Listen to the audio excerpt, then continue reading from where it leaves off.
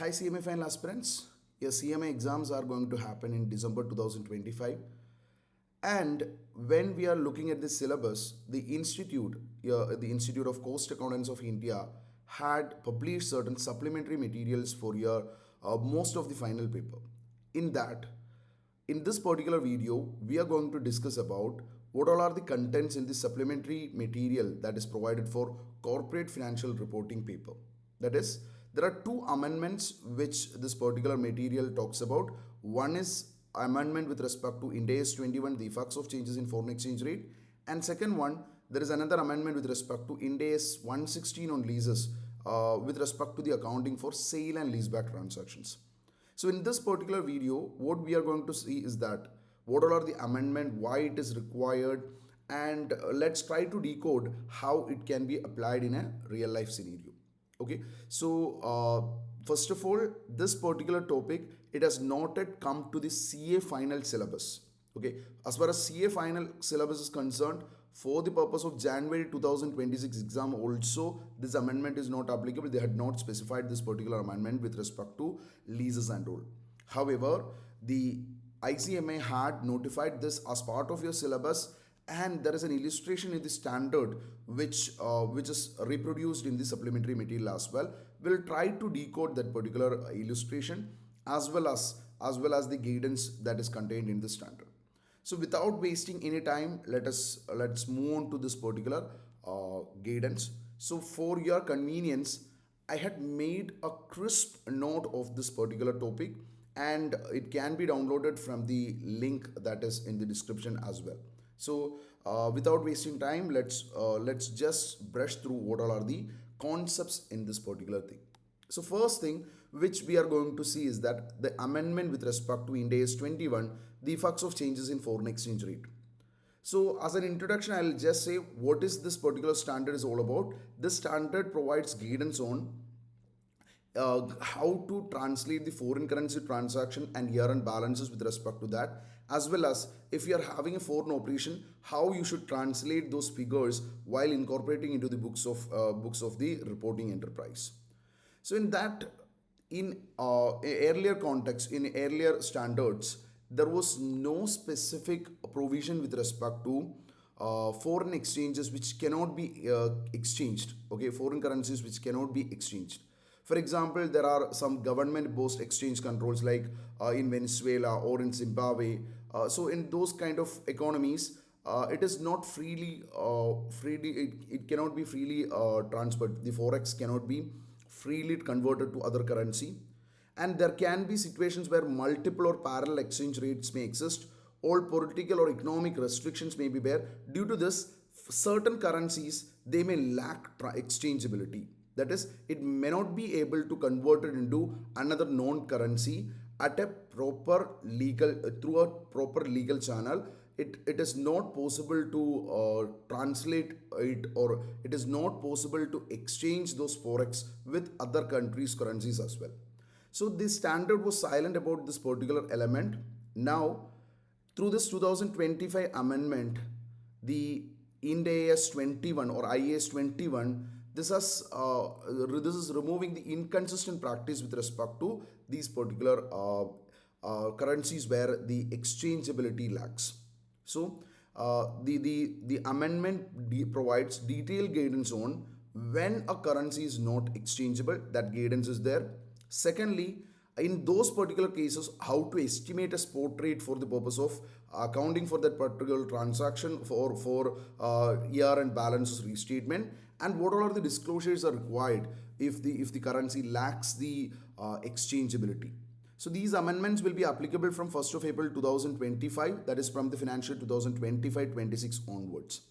So we will just brush through what are the core concept at a glance.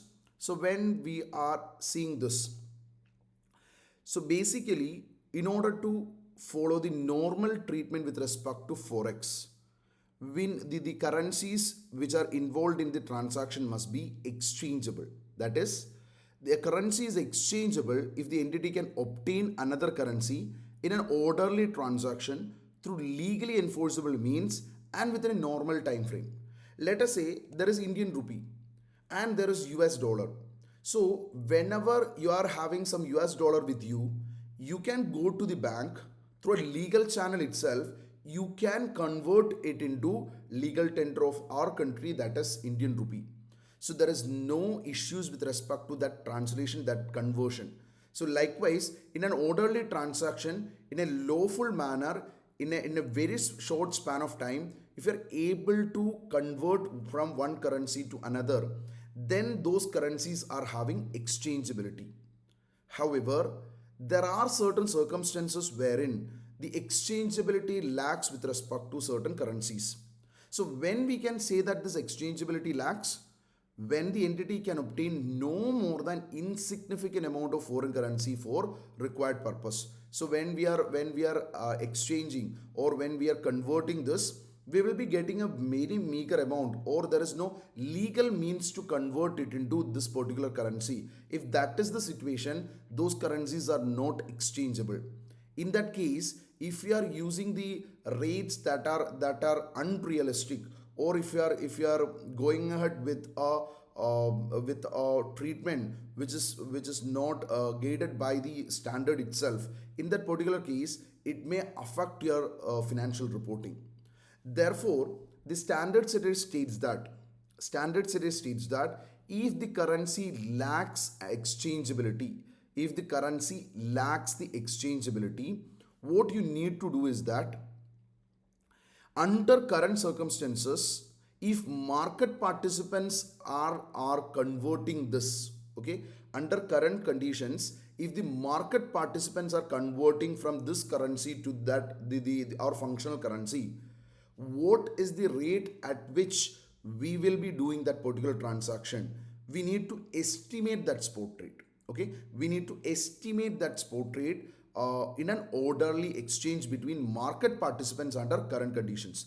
There won't be any government specified or market driven rate. In that particular case, you need to estimate the spot rate that reflects the rate of an orderly exchange between market participants under current conditions. That is, under normal circumstances, based on current situations, if you want to convert from that currency to our currency, then how it can be done? Okay, how it can be done, you need to evaluate that, and at that point in time, how much we'll get, we need to estimate that based on the situations, based on your situation. Okay, so you cannot use a rate when the restrictions are removed. You must estimate a particular rate. Okay, you must estimate a rate as at reporting date. Okay, so if the restrictions are removed, like government had put some restrictions with respect to exchangeability, and if it is lifted, this would have been the rate. Likewise, but one particular rate, you cannot use that particular rate. You have to estimate the rate as at reporting date. So what will be the closing rate based on the current situation, based on the current conditions, what rate the market participants will get an orderly transaction? You need to estimate that, and based on that, you should translate or restate your foreign currency balances. So in that particular case, when this exchangeability lacks, you must give certain disclosures as well. That is, what are the nature of restriction, method of estimation, the rate used, effect on financial statements. All these things you need to disclose. So in essence, what the standard states is that, what the amendment states is that, if your currency has exchangeability, you can consider the rate that you are seeing in the market, the rate that is there between those currencies. You can use the spot rate that is available in the market. And if the transaction, if the forex, if that currency lacks exchangeability, what you need to do is that you should not go ahead with what is the rate that we can see in the net, or with government or something. What you need to do is that, based on current market conditions, in an orderly transaction, what will the market participants will get? Based on that, you must estimate a spot rate, and that estimated rate needs to be considered as your closing rate for the purpose of Ind AS 21 purpose. That is what is stated in the amendment. So in order to clarify this, let us take a small example. there is a company known as XYZ. There is a company known as XYZ. They are located in India, and they have a subsidiary. They are located in country Z. Okay, so there is a company XYZ that is located in India, and they are having a subsidiary in country Z. So our functional currency, we are in India, our functional currency is Indian rupee. Okay, and the country Z, their currency, let us say it is Z dollar. Okay, so there is a country known as Z. Okay, so for that country, the functional currency of that subsidiary is Z dollar. Now what happens is that due to government restrictions, Z dollar cannot be freely converted into Indian rupees or USD. Okay, so the said dollar cannot be freely converted into Indian rupee or USD. So there are restrictions with respect to conversion. So in those particular situations, that currency lacks the exchangeability. So when we see the official channels and all, okay, when we see the official channels and all, no conversion occurs, but the official data states that 1 rupee is equal to 20 Z dollar. That is the rate that they had given. But when there is a trade settlements for this Z dollar, what happens is that in a parallel market, the rate is 1 rupee is equal to 55 Z dollar. Okay, so this is the situation. You are having a company, so that is in India, and your subsidiary is in a country which is named as Z. So there is some currency known as Z dollar. Okay, so in that particular case, what happens is that that particular currency lacks the exchangeability. So when you check the official channel, if these restrictions are not there and all, the exchange rate would be 1 rupee is equal to 20 Z dollar. That is the rate at which it can be converted. That is what the official channel states. But that official through that official channel you cannot convert because government restrictions are there.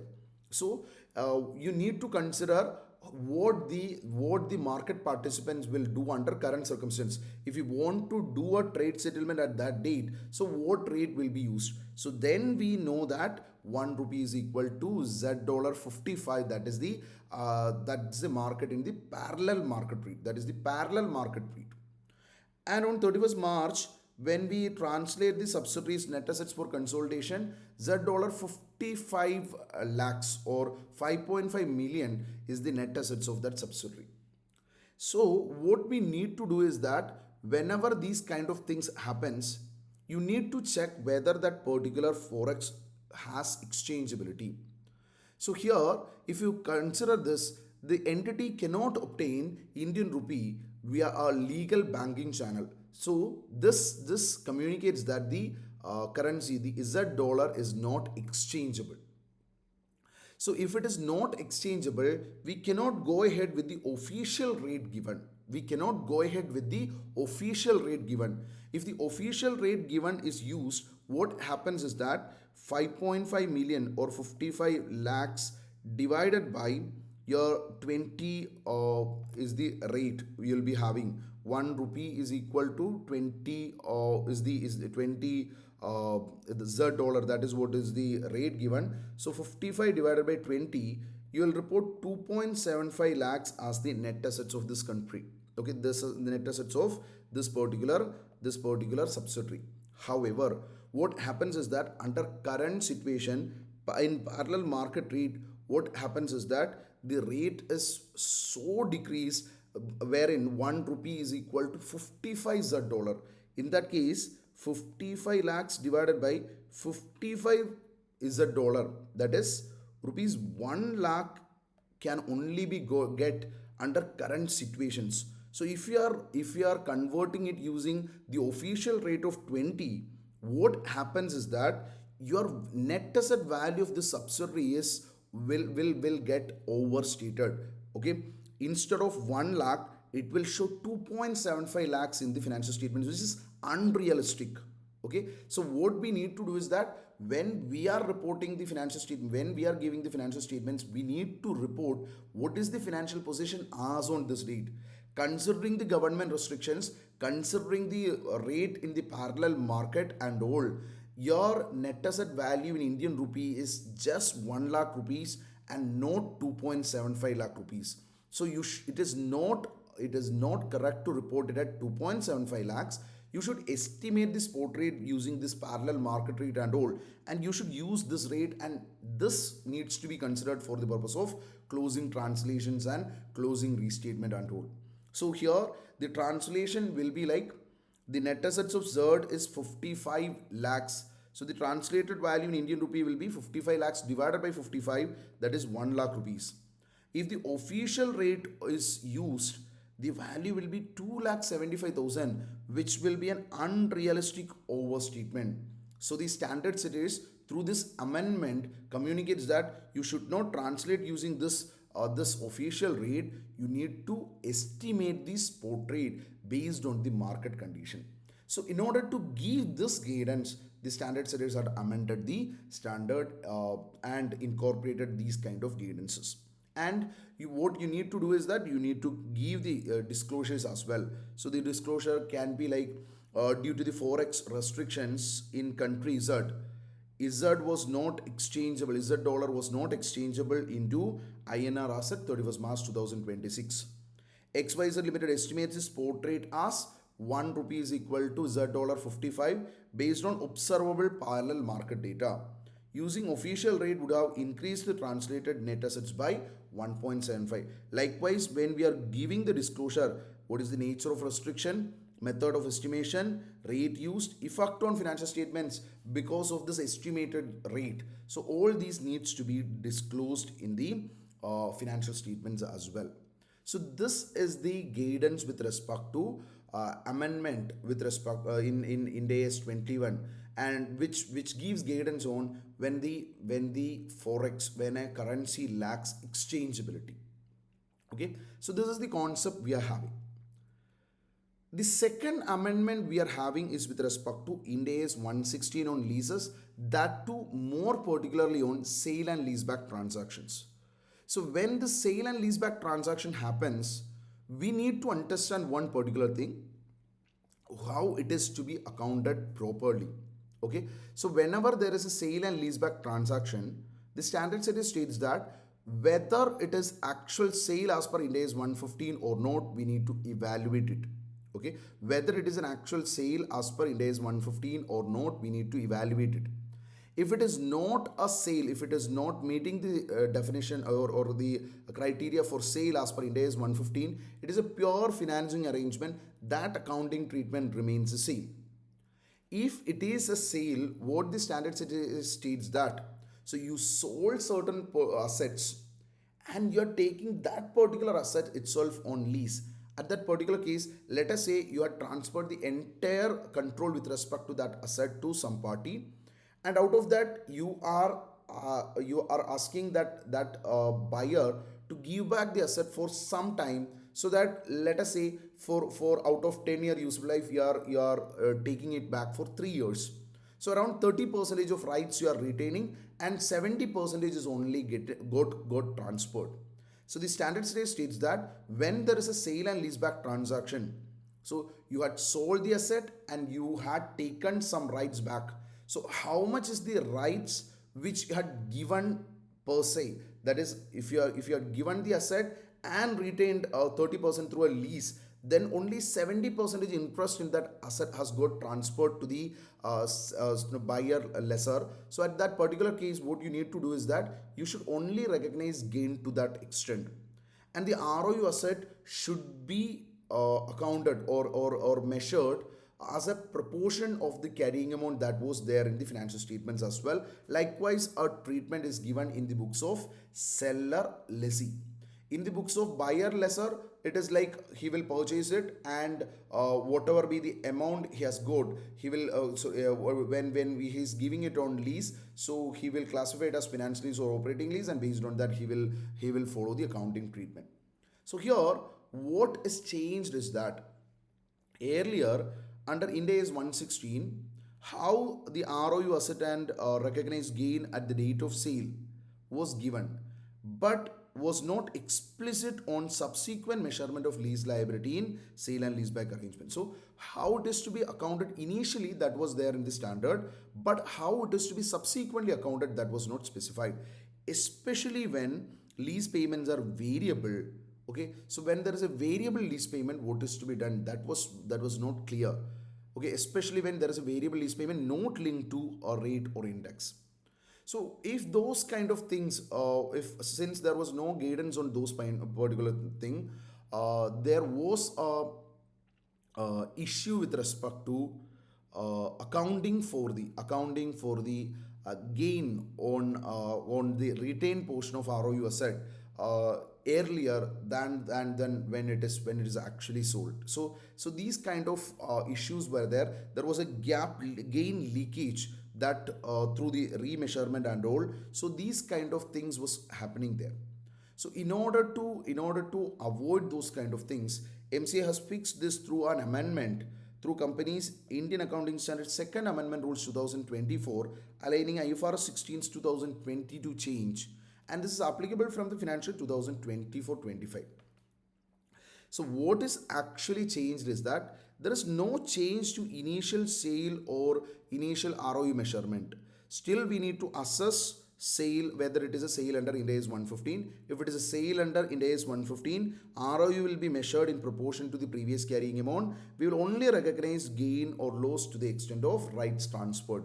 That principle remains the same. That accounting remains the same. Let us take an example that is given in the supplementary material itself, that was copy pasted from the institute's official notification. Let us take one particular scenario that was asked many times in the CA exams as well. So let us take this particular situation where the fixed payments were made and it was at above market terms. What is to be done? Likewise, a question is there. Okay, let us evaluate this particular question. An entity sells building to another entity. So the entity sells them, so they will lease it back. So he's the seller lessee. And the person who buys it gives it on lease as well to this particular person. So he's the buyer lessor. Okay. So an entity sells a building to another entity for a cash of 20 lakhs. Okay. Immediately before the transaction, building carried at a cost of 10 lakhs. So in the books, it was 10 lakhs. You sold it for 20 lakhs. At the same time, seller lessee entered into a contract with buyer lessor for the right to use the building for 18 years with an annual payment of 1,20,000 payable at the end of each year. So there is an 18-year lease agreement that is executed with an annual payment of 1,20,000 payable in arrears. So the terms and conditions, when we are evaluating that, it satisfies the requirement of Ind AS 115 for to be accounted as a sale. Okay, so it is a sale as well. They are stating this. Accordingly, sale and the seller lessor and buyer seller lessee and buyer lessor account for this transaction as a normal sale and lease back. So when we are evaluating this, the fair value of building as on that date is 18 lakhs. So the sale value is 20 lakhs, whereas the fair value is only 18 lakhs. So you got 2 lakhs extra consideration. You got 2 lakhs extra consideration.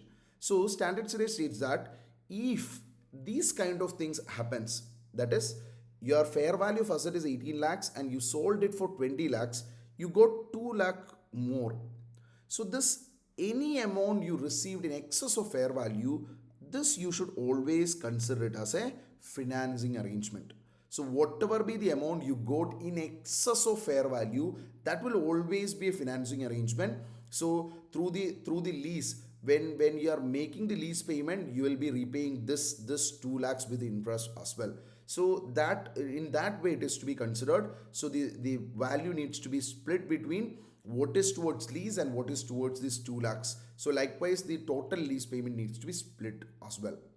So because the consideration, so here they are explaining, because the consideration for sale of the building is not at fair value, seller lessee and buyer lessor make an adjustment to measure sale proceeds at fair value. Applying para 101B of Ind AS 116, the amount in excess of sale price of 2 lakh is recognized an additional financing provided by buyer lessor to seller lessee. So whatever be the amount we had collected in excess of fair value will be will be considered as a financing arrangement. So let us say the implicit rate of interest is 4.5 percentage, which is readily determined by the seller lessee. The present value of this payment, so 18 years, 1,20,000 at 4.5 percentage. If you discount it, the present value of lease payment comes to 14,59,200. So out of this, 2 lakhs is towards the financing and 12,59,200 is towards lease. That is how it is to be split. So 1,20,000 you are paying for next 18 years. So its present value is 14,59,200. So out of this 1,20,000 for 18 years, there is a payment towards this financing element as well as for the lease. So what you need to do is that 2 lakhs of this present value component is towards financing arrangement and rest of 12,59,200 is only towards the lease. That is how we need to consider in this particular case. So when you split the 1,20,000 each year, so it will be like out of 1,20,000, 16,447 will be towards the financing arrangement, that is the loan component, and 1,03,553 in that lease payment only constitute the lease payment. So this is how it is to be considered. Okay. So in the books of seller lessee, what we need to do is that at commencement date, seller lessee measures the right of use asset, okay, in proportion to the previous carrying amount. How it will be done? So 10 lakh was the previous carrying amount of the asset.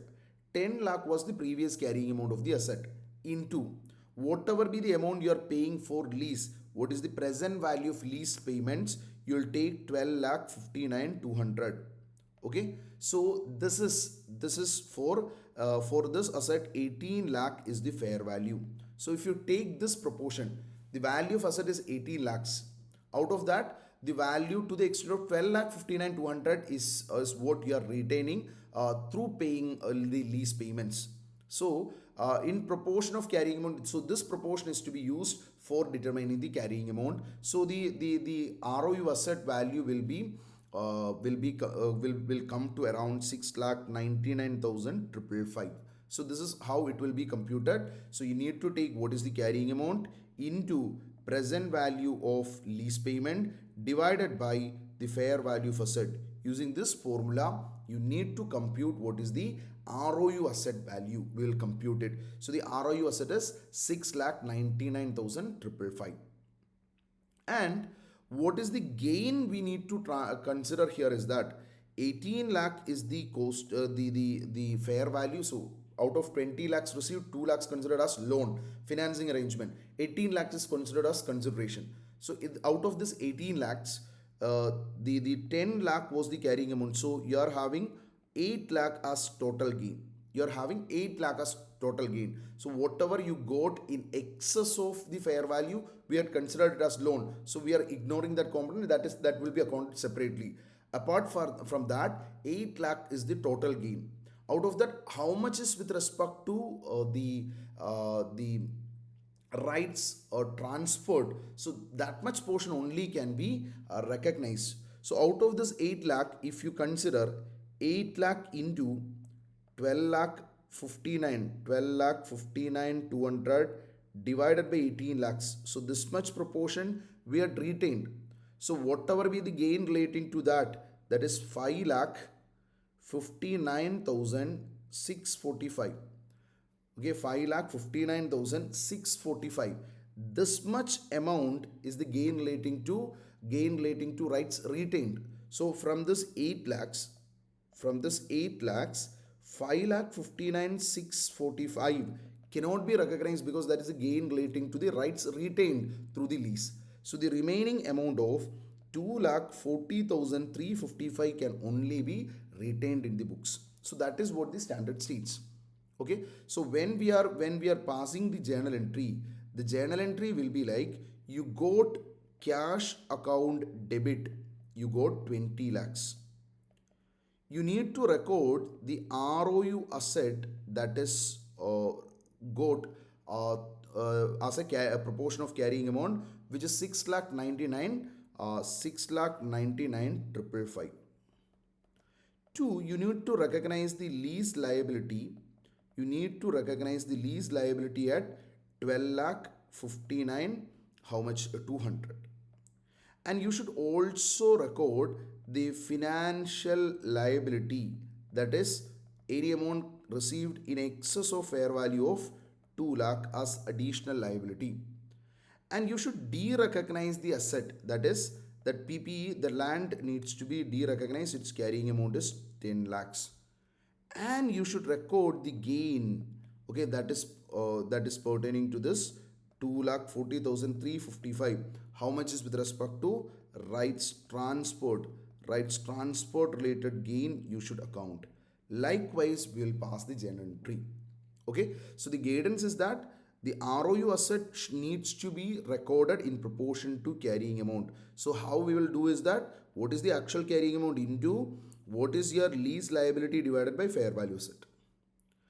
And when it comes to the P&L, how much is the gain we can record from the total gain? Okay, from the total gain, how much is the gain relating to rights retained, that you need to reduce the balance. What is related to rights transferred can only be recognized. So the journal entry will be this. So that is what they had also shown in this working. So this is the situation with respect to seller lessee. In buyer lessor, he will split the building value when he is purchasing the building account debit 18 lakh, financial asset account debit. So how much is the excess amount paid? So we'll debit it by 2 lakh. To cash or bank, will credit 20 lakhs. This is how he will account it. And so out of the 1,20,000 payment, 1,03,553 will treat it as like towards lease payment, and 16,447 will be considered as towards this financial asset component. So what you need to do is that the with respect to the leasing, it is like they are stating that it is buyer lessor classified as an operating lease. Then the treatment of operating lease, we will straight line the lease rent, and we will account it in each year and as your rental income and all. And whatever be the interest revenue, we will record on the financial asset at 4.5 percentage per annum. We will prepare a repayment schedule. Based on that, we will account for the for this particular transaction in the books of buyer lessor as well. So this is the normal accounting we are having with respect to sale and leaseback transaction. And only extra point which we are having is that if any amount received in excess of fair value, that will be considered as a separate financial liability for the seller lessee, as well as a separate financial asset for buyer lessor. Okay, so this is one thing which is given in the supplementary material. Apart from that, they are giving this guidance with respect to subsequent measurement of ROU asset and lease liability, where variable lease payment that do not depend on index or rate comes in. So that is the amendment we are actually discussing now. So the key requirement we are having is that when at commencement date, when we are applying the normal mechanics, the lease liability we will determine.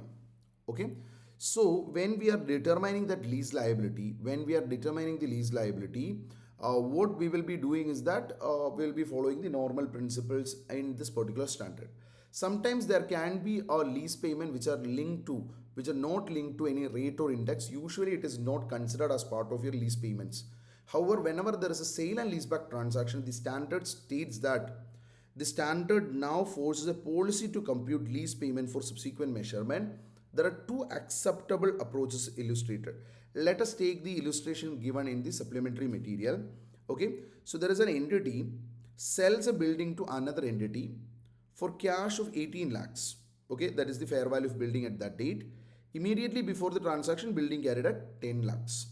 Okay, so this is the situation. At the same time, seller lessee enters into with buyer lessor a right to use the building for 5 years. So in that lease payment, there are fixed payment. Let us say, for example, for 90,000 rupees or something, like you are having a fixed payment, as well as there is a variable payment that do not depend on the rate or index. So it is a sale as per Ind AS 115, and we are accounting it as a sale and lease back. And the incremental borrowing rate, they are assuming it as 3% as well.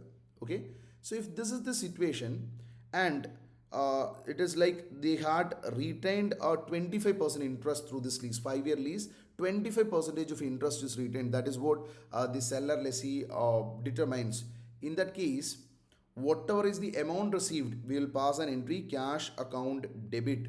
Will pass an entry cash account debit 18 lakhs.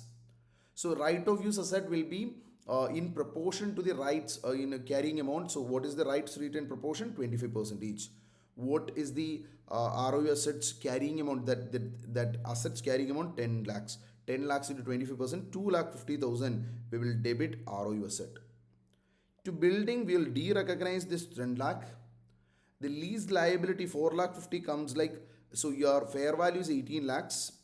Okay, 25 percentage retained means 4 lakh 50,000 would be the payment you would have made for that. So in that way, lease liability value is 4 lakh 50,000. So what is the payments you had considered based on that? So what is the expected payment we had considered that? So based its present value is that lease liability. So based on that, this 25 percentage is arrived at. And to gain on a transport, so 8 lakh is the amount. Out of that, 25% interest is retained, so balance 75 percentage amount you can recognize as gain. So 6 lakhs gain we are accounting as well. So it's similar to that of the previous example. The initial accounting remains the same.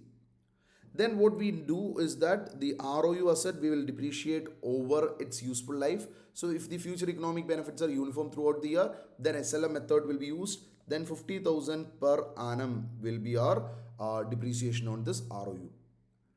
Our issue is with respect to how to account this lease liability component, wherein there is a variable lease payment not linked to rate or index exist. The standard states that you are having two approaches. One approach is that you can use the expected lease payment at commencement date. Let us say at commencement date, you are expecting, so including the variable payment, you are expecting the payments as this. Let us say 95,906 in the first year, 98,126 in 124 in the second year, and 99,243 in the third year, 1,01,101 in the fourth year, and 98,121 in the fifth year. This is the way in which, including variable lease payment, you are expecting the payment. And its present value comes to 4 lakh 50, and its present value comes to 4 lakh 50 at 3% interest rate. What you need to do is that you need to prepare a repayment schedule, like what is the opening balance and what is the interest, what is the repayment, and what is the closing balance. Likewise, you need to prepare a repayment schedule, and ultimately it will go as zero. So what you will be doing is that this 13,500 interest, you will recognize interest expense account debit to lease liability every year. Whenever you are making a payment, 95,902 you will reduce from the lease liability if exactly this is what is getting paid. But if you are not paying this exact 95,906, let us say you are paying 96,000 based on this criteria. So there is an excess amount of 98 you are paying. So whatever be the amount you are paying in excess of that or in short of that from the originally assessed amount, so that much amount you should always take to P&L. You should not reassess the lease liability and all. You should not adjust it, or you should not do any other kind of accounting. So whenever you are making any payment which is different from the originally assessed at the time of sale and leaseback accounting, what you need to do is that the excess amount you need to take it to P&L. So in the first approach, use expected lease payment at commencement date, that is discount, its total equals to the lease liability. So whenever there is a cash paid and portion reducing the lease liability that is having a difference, that will be taken to P&L. So that is one approach you are having. That is what the standard series states. Or another accounting policy choice you are having is that, so you are having 4,50,000 as your payments. Okay, you are having 4,50,000 as your lease liability value. Okay, you are having 4,50,000 as your lease liability value, and your incremental borrowing rate is 3% each. So if you are taking the present value annuity factor at 3% each for 5 years, okay, for 5 years you will get a value. Divide this 4,50,000 with this present value annuity factor at your discount rate for how much years. You take that value, and based on that an equated payment amount is arrived at. So this 4,50,000 we are splitting it equated over the period. Okay, so for that purpose what we will be doing is that we'll take the present value of lease liability, okay, the initial lease liability value divided by present value annuity factor at the discount rate used. So based on that we will compute an equated amount for each period. So based on that you will prepare the repayment schedule. 4,50,000 opening interest, you will reduce the lease payment and closing balance, and this will be the next year's opening interest on that opening and lease payment. Likewise this will go and you'll prepare this repayment schedule. And whenever you are making a payment, let us say you're in first year you are making 1 lakh as payment, you'll take the difference of 1,740. So this is what there between this actual payment and the expected equated payment. So what is this difference that will be taken to P&L?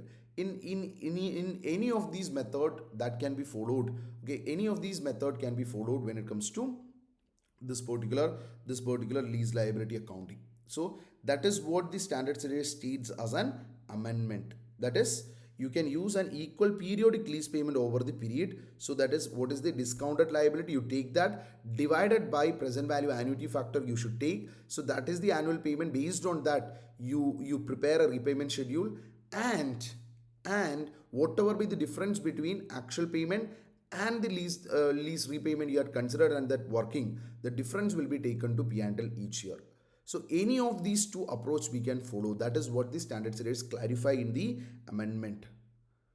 So what is remaining as same? So the sale and leaseback transaction where sale, that is where getting affected. If it is not a sale, it is not getting affected. Lesser accounting, that remains the same.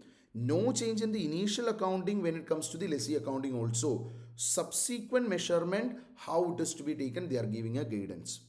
So what is the guidance given in the standard which we had explained? We can also have a quick look of that. Like there is a carrying amount 10 lakhs for an asset, fair value is 18 lakhs and that is the sale price, and we are leasing it for 5 years. So there is fixed and variable lease payment which are not linked to rate or index. Your incremental borrowing rate is 3% and you are retaining 25% of rights through this lease back. So what is the amount you will be considering as ROU asset? So the 10 lakh is the carrying amount, the rights retained proportion is 25%, 2,50,000 will be your ROU asset value.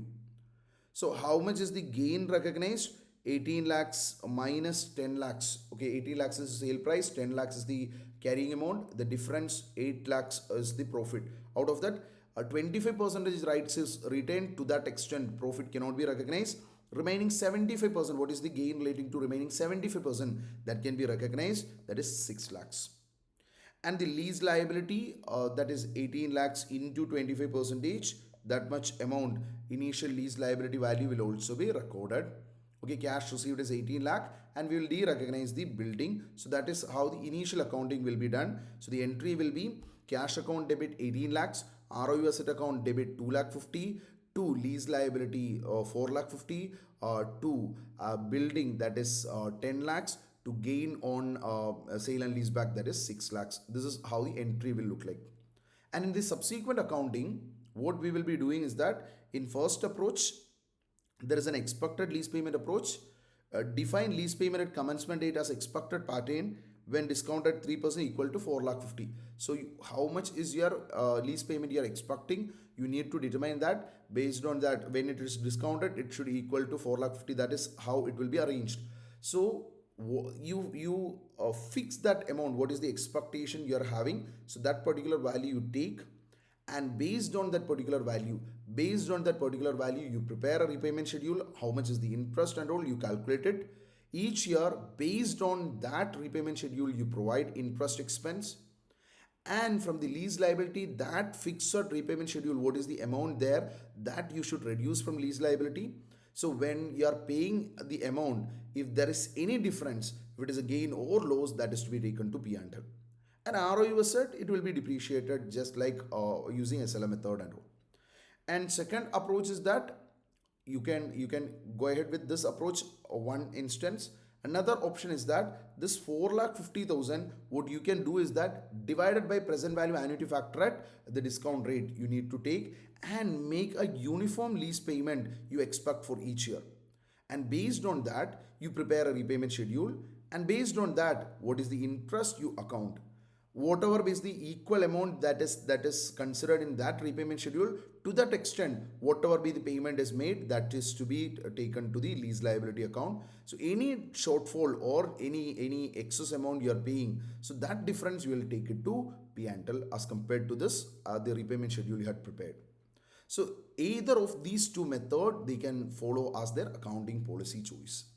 So what is why this approaches is that it is to lock in day one itself how much gain related to allocation of gain needs to be recognized and all, and prevent any part of retain right gain sneaking into P&L every year where lease liability accounting. So while accounting for this lease liability, so any portion of the gain that was already that is with respect to the ROU asset we are having, so for that retained portion how much is that, that should not be sneaking into P&L through this lease liability accounting. To in order to prevent that, they had specified this particular approach. So these are the two amendments which we are having in our CFR paper. We had explained it in very detail. So you can expect a problem on this in the examination as well, because this is the only question we will be having. The institute had included this particular standard even before the CA Institute included in the syllabus. So there is a high chance that they may test this particular amendment in your December examination or June 2026 June 2026 examination. So prepare well. If you are having any queries, you can also comment below, and this notes which I am having, that will also be given as a link in the description. You can download it there. So all the very best for exam. If you want any video on CFR, you can also comment below as well. So all the very best. Thank you.